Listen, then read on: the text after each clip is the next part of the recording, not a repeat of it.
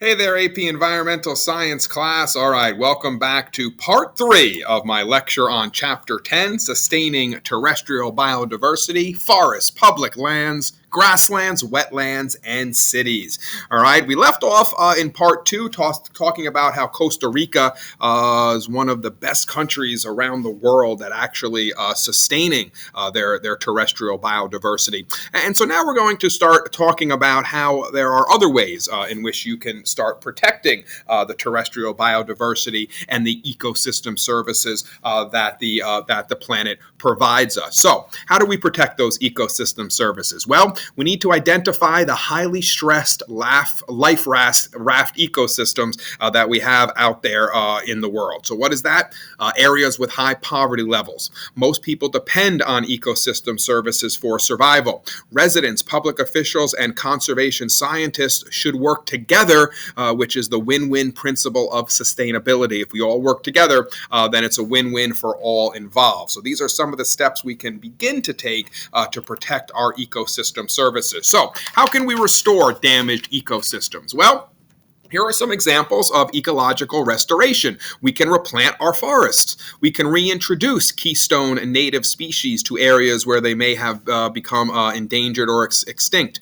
We can remove those harmful invasive species from areas where they have flourished. We can remove dams. We're going to talk about, when we do water resources in a little bit, in a couple of weeks, how dams, again, are not great for ecosystems. So, again, we can remove those dams and allow the rivers to free flow like they did hundreds of years ago.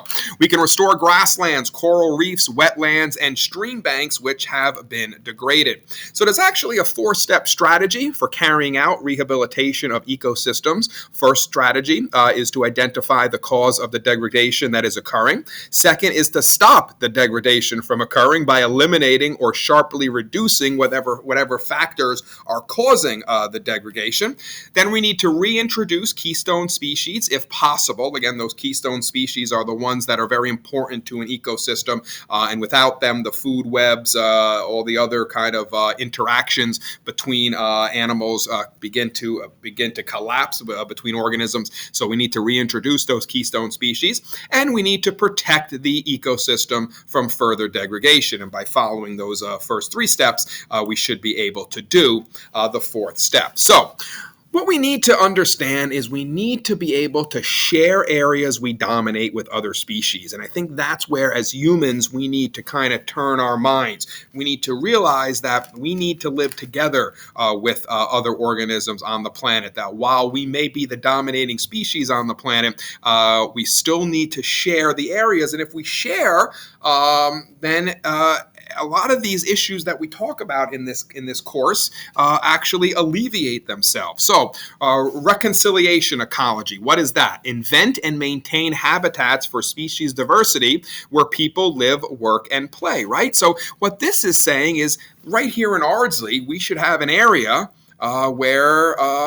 where we have species diversity, and we should maintain that habitat for those creatures. And again, we do with some of the parks that we have in our local town. So that's called reconciliation ecology. Community-based conservation means plant gardens for foods for bees, butterflies, and other pollinators.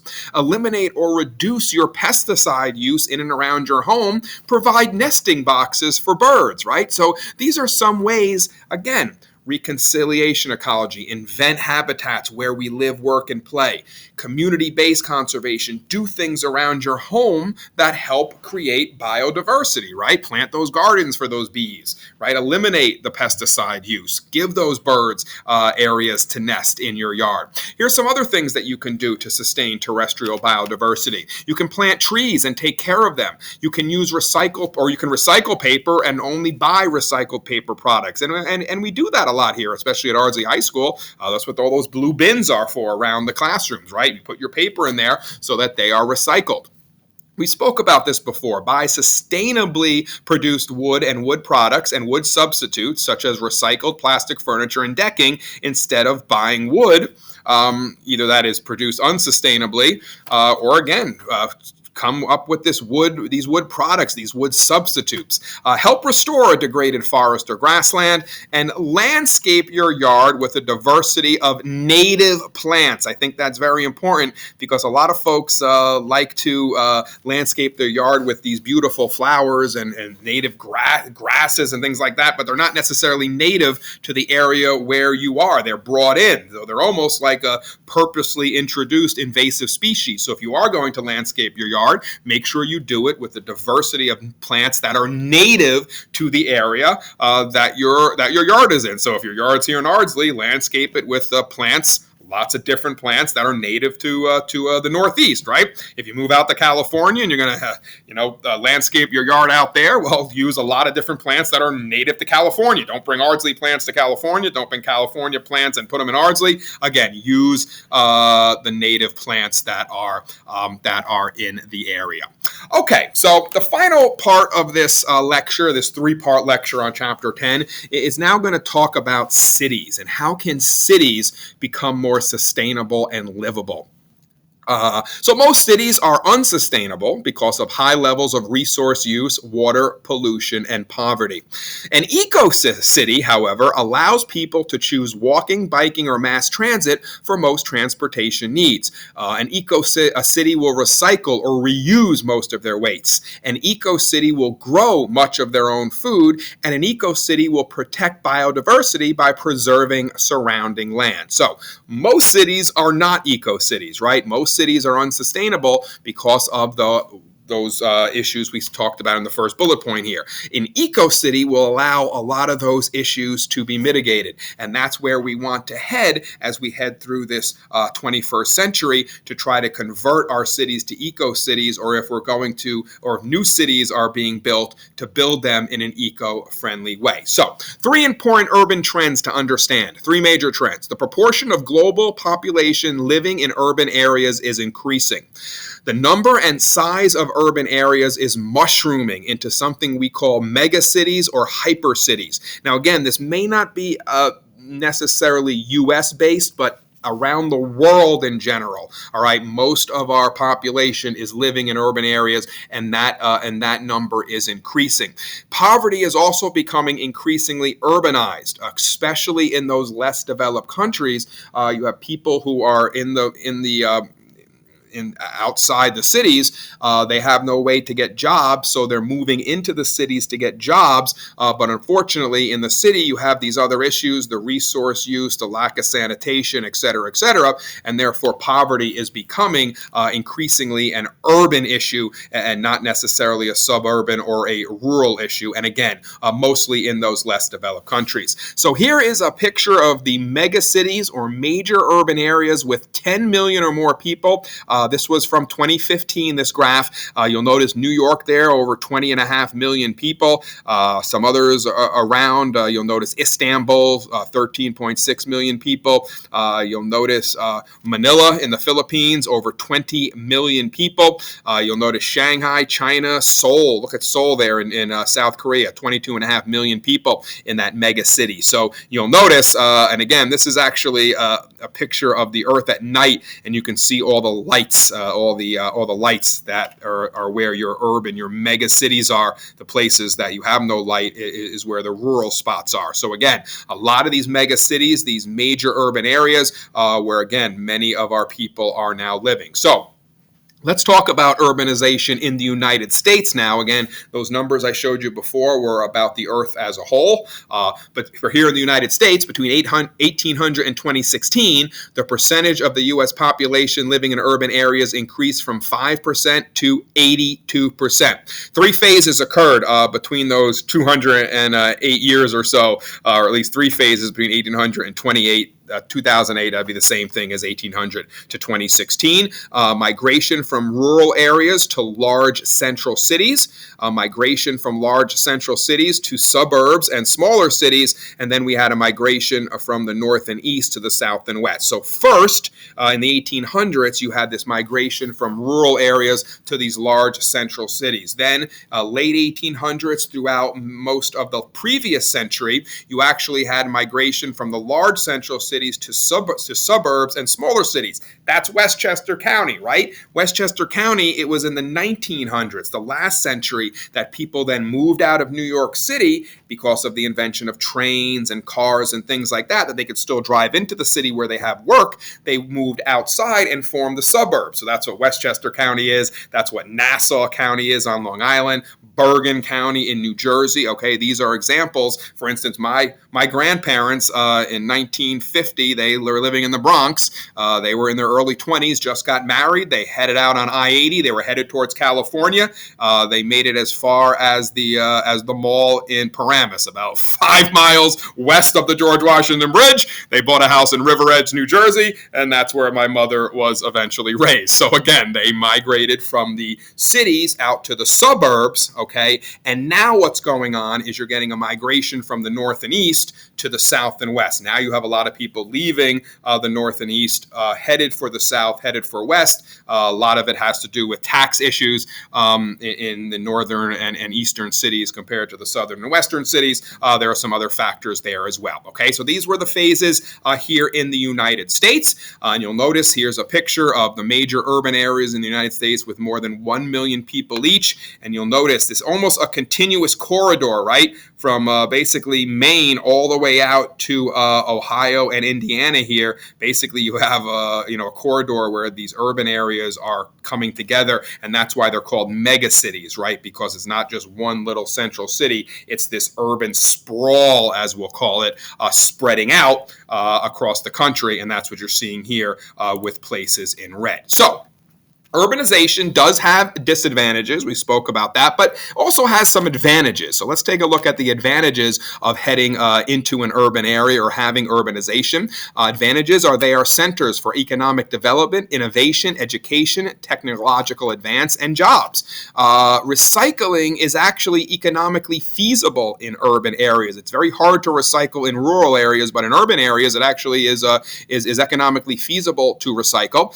Preservation of biodiversity happens outside of the urban areas. So actually, one of the advantages of everyone living in one little centralized area is that the area then surrounding the urban center, if there's no people there, well, you could preserve the biodiversity. And mass transportation. It's tough to have mass transportation in rural areas, in urban areas, in cities. That mass transportation works. So what are some disadvantages of urbanization? Well, a huge ecological footprint. They consume 75% of the world's resources are consumed in these urban centers. There's a lack of vegetation in the urban centers. There are water problems in the urban centers, all right? They deprive wild and rural areas of water.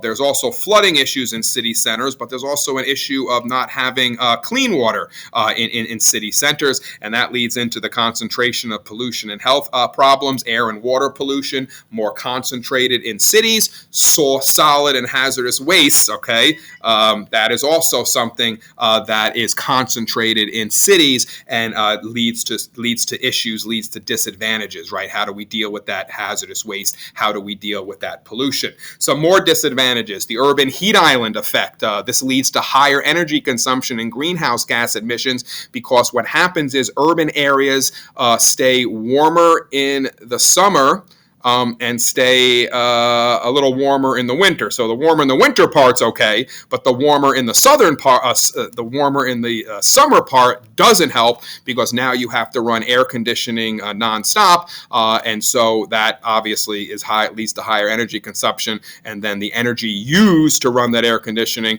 in many cases releases greenhouse gases into the atmosphere. So now you have these greenhouse gas emissions as well, in addition to buses and cars and things like that might be in your city. Altered climate and light pollution. Cities tend to be warmer. That's your heat island effect. Rainier, foggier, and cloudier than rural areas. And artificial light has also affected some species. There is something known as light pollution. And obviously in cities where the lights are on all the time, that is going to lead to some issues that could affect some species. So, Cities depend on non-urban areas for matter and energy resources, and they generate large outputs of pollution, waste, matter, and heat. So understand, in these big cities, your energy is being inputted. Food, water, raw materials, manufactured goods, money, and information are usually being inputted from outside of the city, right? Money, information, people moving into the city, obviously raw materials, water, food, you have to bring in from outside the city. And then the city uses these inputs and produces a lot of waste. So the output, solid waste, heat waste, air pollutants, water pollutants, greenhouse gases, manufactured goods. That's okay as an output,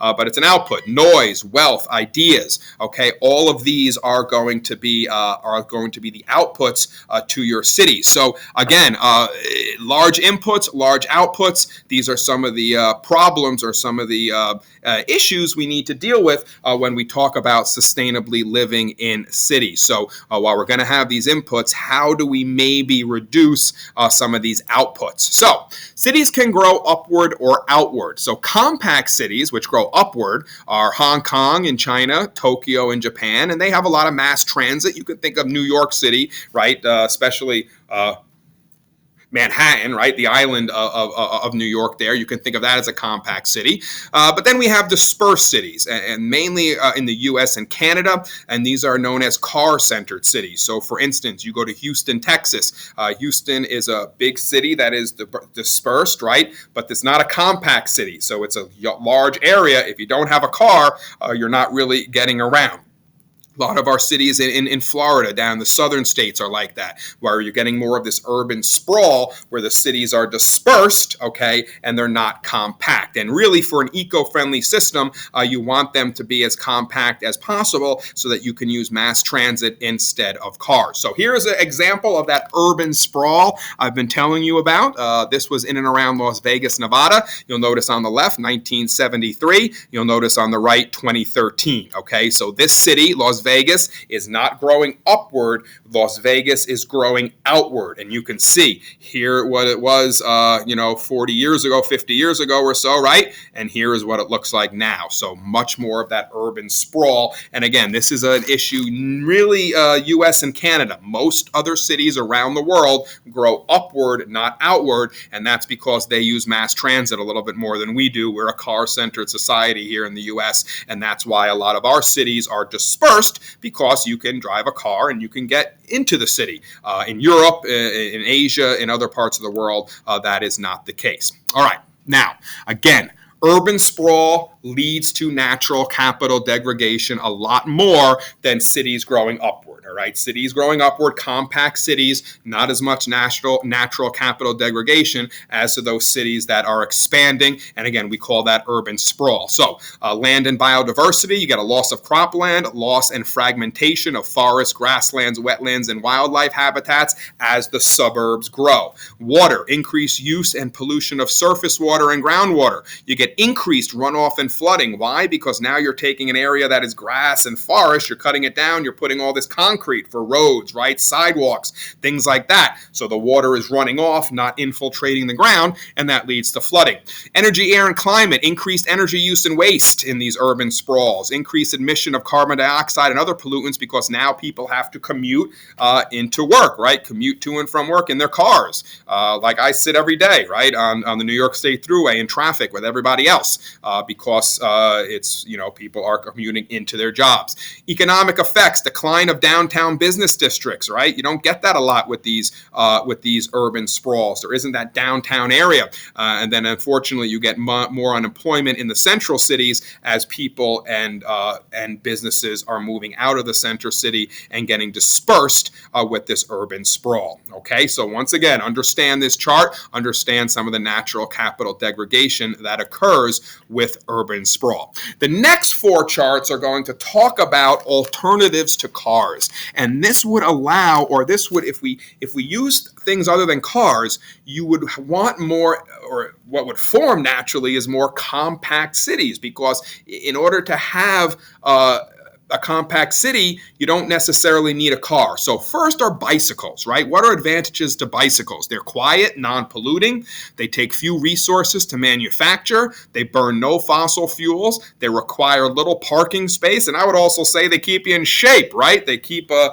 population in shape by bicycling. Disadvantages, provide little protection in an accident, provide no protection in bad weather, tough to bike in a snowstorm, are impractical for long trips, obviously. And again, that's why we want more of these centralized cities that grow upward. And bike lanes and secure bike storage, not yet widespread, even though it's heading in that direction, right? You go down to New York City now, they have rows of bikes that you can rent to ride the bike around the city. You go overseas, Amsterdam, cities like that.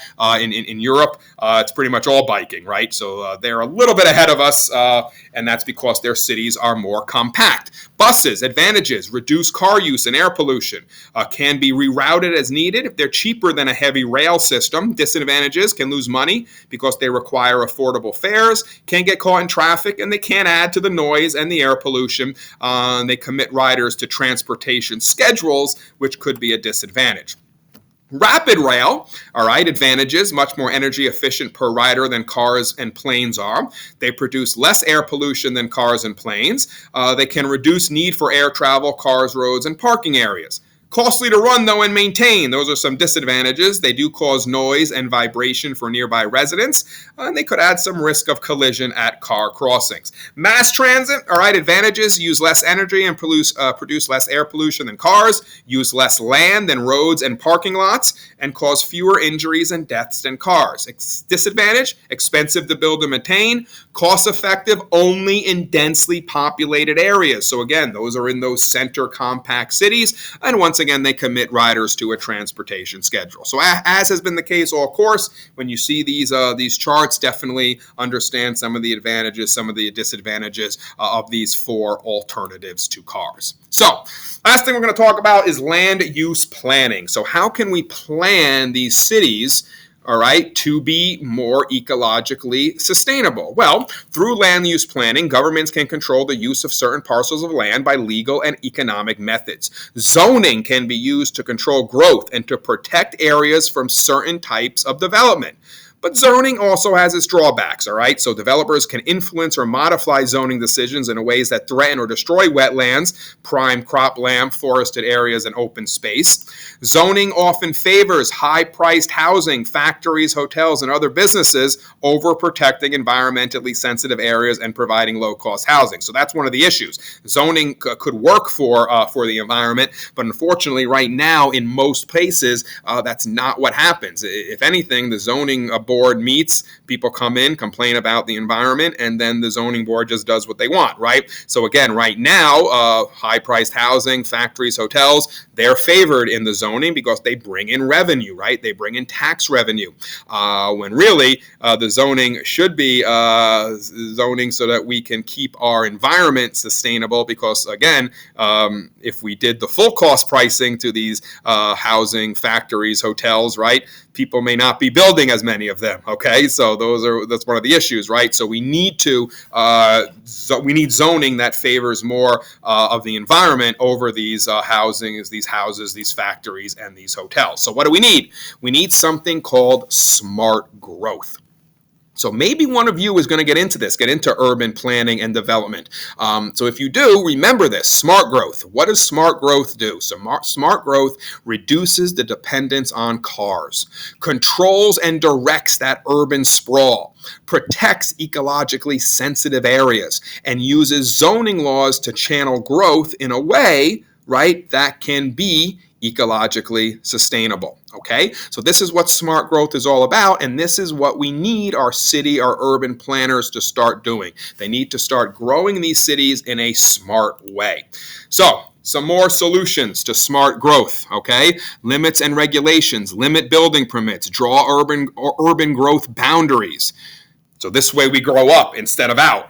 Create green belts around cities. Zoning, promote mixed use of housing and small businesses. So basically, what's a green belt? You have the city and then you have a green area around it that can't be disturbed. Zoning, promote mixed use of housing and small businesses. So the idea is if you have people living with where they are shopping, they're not going to need their cars, right? And this is what happens in central cities, right? You live in an apartment and you walk down, at the bottom of your apartment is the grocery store, right? Or is the hair salon, right? Or is the whatever store you need. You don't have to get in a car and drive 25 minutes, okay? So mixed housing and small businesses in the same area.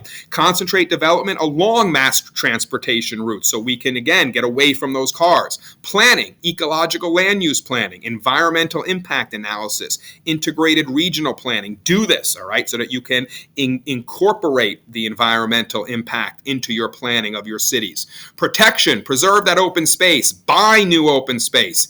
All right, city planning the city could buy space for themselves to keep as open space, all right, and prohibit certain types of development. Taxes, tax land, not buildings. Tax land on the value of the actual use instead of the highest value as a developed land. Again, that's that full cost pricing. Tax breaks for owners agreeing not to allow certain types of development. For cleaning up and developing abandoned urban sites, that's who should get the tax breaks.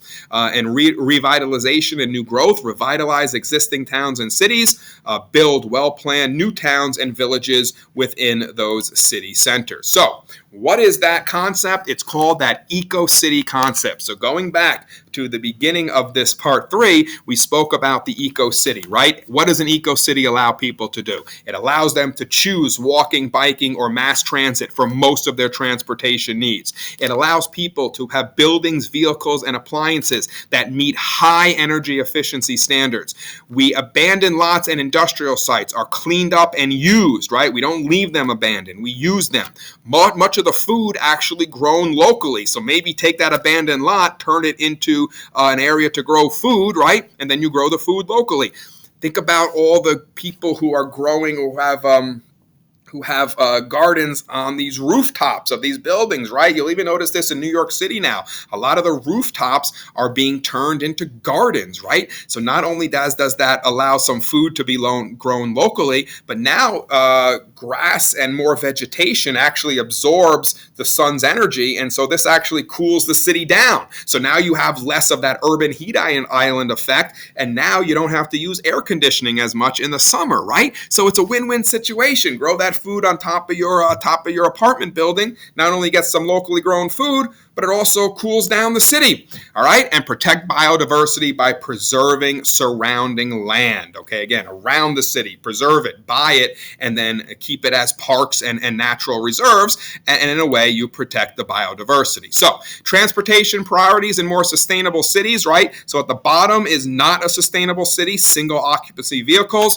What do you want? You want more public transportation, bicycles, and pedestrians in your city. You want less commercial vehicles, multiple and single occupancy vehicles. All right, that should be your transportation priorities for a more sustainable city. So what is a sustainable city?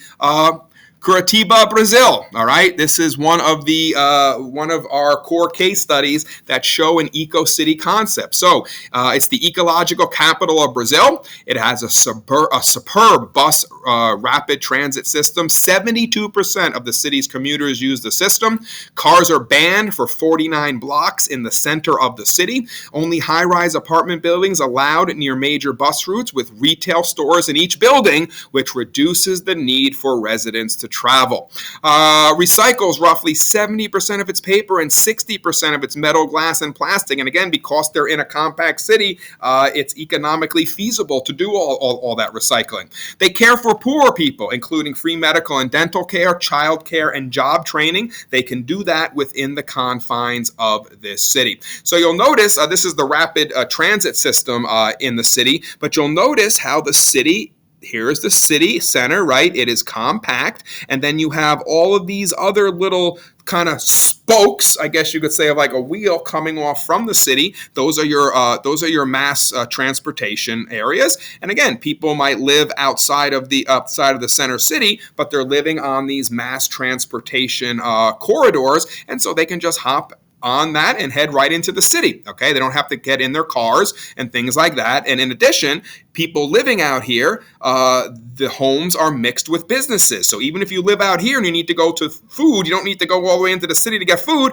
The food will be within walking distance of your house or your apartment, even outside the city. So again, this is an eco-friendly, an eco-city, and these are the things we look to do in an eco-city to make it just that, ecologically friendly and sustainable. All right, so that pretty much wraps up Chapter 10. Let's just take a look at a couple of key ideas.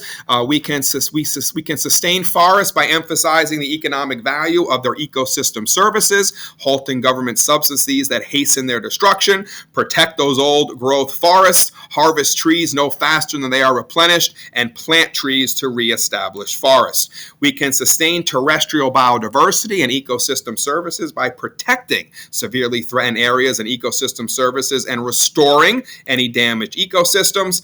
And most urban areas are unsustainable with their large and growing ecological footprint and high levels of poverty, but they can be made more sustainable and livable by doing those things that make your city more of an eco-city.